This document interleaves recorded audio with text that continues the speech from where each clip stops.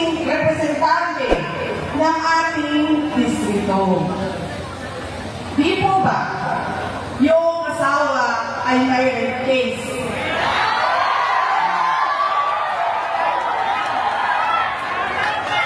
Lumapit siya sa asawa ko.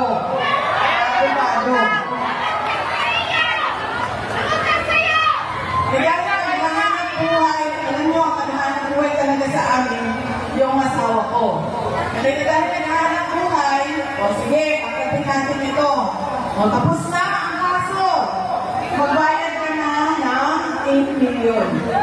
Ilang beses, siningil ay hindi na bayad. Ganyan ang klase ng tao na mali natin na napili.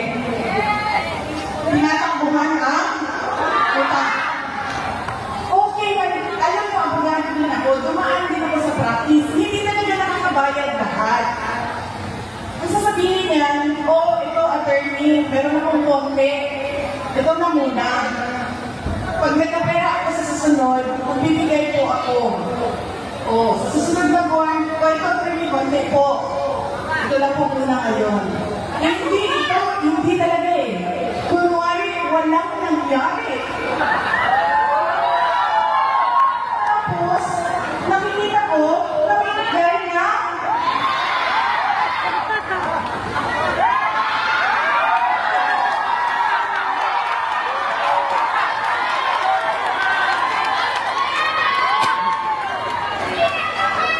Magbayad ka naman muna ng utang mo.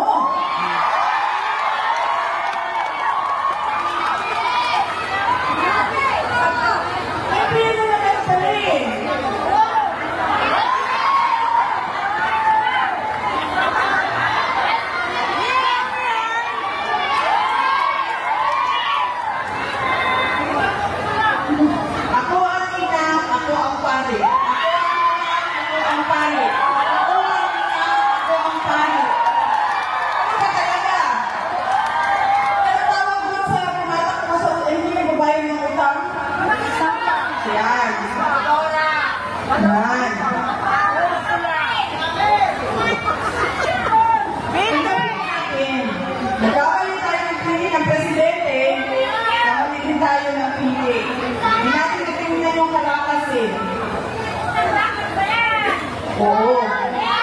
Diba? Diba? Ganyan ang klase ng pagkakamali namin. Kaya, ngayong dating na Lunes, meron tayong pagkakataon na itama ang mali. At yun ay ang pagpili kay Congressman Rani Abu.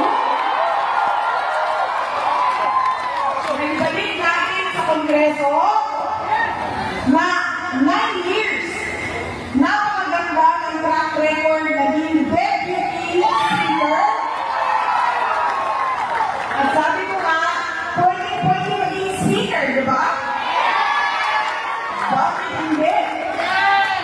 Diba? Ihatid natin lahat doon sa Kongreso, buong Pilipinas. Hatid natin, ito po, ang aming piniling speaker. Kami po ang taong bayan.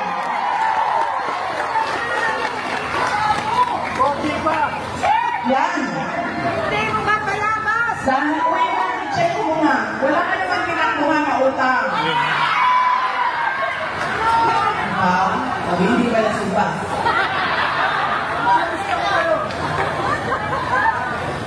Meron tayong pagkakataon na itama ang mali. Kaya, gawin natin yun.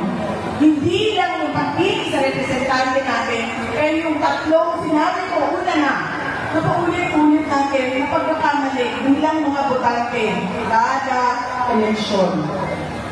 Baka pa, sigurado ako kung meron tayong nakikita tunay na pagbabago.